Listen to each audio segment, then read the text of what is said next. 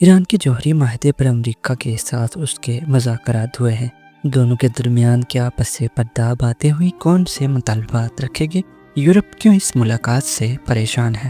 ایران کے اخبار Tehran Times کے سنسنی خیز انکشافات کے ساتھ جانیے ایک ایسے معاہدے کی کہانی جو بن بھی سکتا ہے اور بکھر بھی سکتا ہے۔ ایران اور امریکہ کے درمیان ایک اہم مگر غیر رسمی ملاقات عمان میں ہوئی۔ یہ بات چیت براہ راست نہیں بلکہ درمیانہ داری کے ذریعہ ہوئی، جس کا مقام عمانی وزیر خارجہ بدر بن حمد البوسعیدی کی رہائش گاہ تھا۔ اس ملاقات نے دنیا کی توجہ اپنی جانب مبذول کی، کیونکہ یہ کئی مہینوں کے وقفے کے بعد دونوں ممالک کے درمیان پہلا بڑا رابطہ تھا۔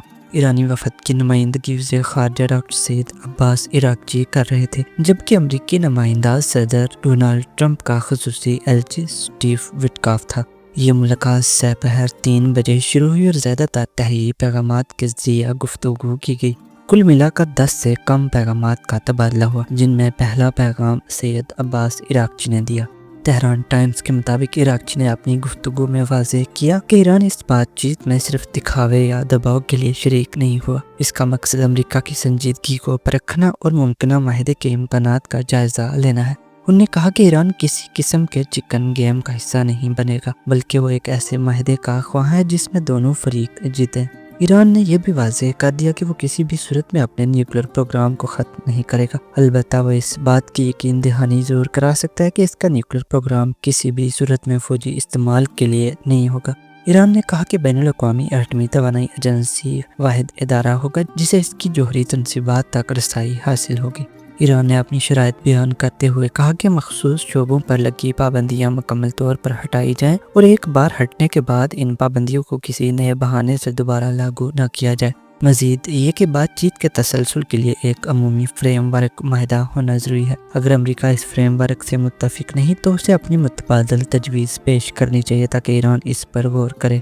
امریکی نمائندے وٹکاف نے اس بات کا اعتراف کیا کہ امریکہ کو بھی کچھ رعایتیں دینا ہوگی۔ انہوں نے نہ ایران کے نیوکلیر پروگرام کے خاتمے کی بات کی، نہ ہی پرانے جوہری معاہدے کا ذکر کیا جسے سابق امریکی صدر ڈونلڈ ٹرمپ نے 2018 میں مسترد کر دیا تھا۔ تہران ٹائمز کے مطابق ایک اور اہم انکشاف یہ ہے کہ یورپی ممالک ان مذاکرات کو سبوتاژ کرنے کی کوشش کر رہے ہیں۔ جرمنی، برطانیہ اور فرانس کا موقف ہے کہ چونکہ وہ بھی اسنیپ بیک میکانزم کو فعال کرنے کی طاقت رکھتے ہیں، اس لیے انہیں مذاکرات سے باہر نہیں رکھا جا سکتا۔ انہوں نے اسرائیلی وزیر اعظم کو بھی اس عمل میں شامل کرنے کی کوشش کی تاکہ مذاکرات پر اثر انداز ہوا جا سکے۔ ایران نے اس پر واضح موقف اختیار کرتے ہوئے امریکہ کو خبردار کیا کہ اگر اسنیپ بیک پابندیاں دوبارہ لاگو ہوئیں تو اس کی مکمل ذمہ داری اسی پر عائد ہوگی۔ تہران ٹائمز کی رپورٹ کے مطابق یورپین ممالک اب مزید دباؤ بڑھانے کی منصوبہ بندی کر رہے ہیں۔ ان کا ارادہ ہے کہ ایرانی سپاہ پاسداران انقلاب کو دہشت گرد تنظیم قرار دیا جائے اور وہ اس مقصد کے لیے یورپی پارلیمنٹ میں قرارداد لانے سے پہلے رکن ممالک کی حمایت حاصل کرنے کی کوشش میں مصروف ہے۔ ساتھ ہی ساتھ وہ ایران، روس اور چین کے درمیان تعلقات میں دراڑ ڈالنے کے لیے میڈیا مہم بھی شروع کر رہے ہیں تاکہ ایران کو بین الاقوامی سطح پر تنہا کیا جا سکے۔ اگرچہ عمان میں ہونے والی یہ ملاقات سفارتی عمل کو ایک نئی زندگی دینے کا باعث بنی ہے، مگر ایران کے لیے امریکہ پر دوبارہ بھروسہ کرنا آسان نہیں۔ جوہری معاہدے سے امریکہ کی یک طرفہ دستبرداری نے ایران کے دل میں گہری بد اعتمادی پیدا کر دی ہے۔ اب سوال یہ ہے کہ آیا نئی راہ ہموار ہو سکے گی یا نہیں؟ یہ فیصلہ آنے والے وقت پر چھوڑ دیا گیا ہے۔ Subscribe now and press the bell icon. Never miss an update.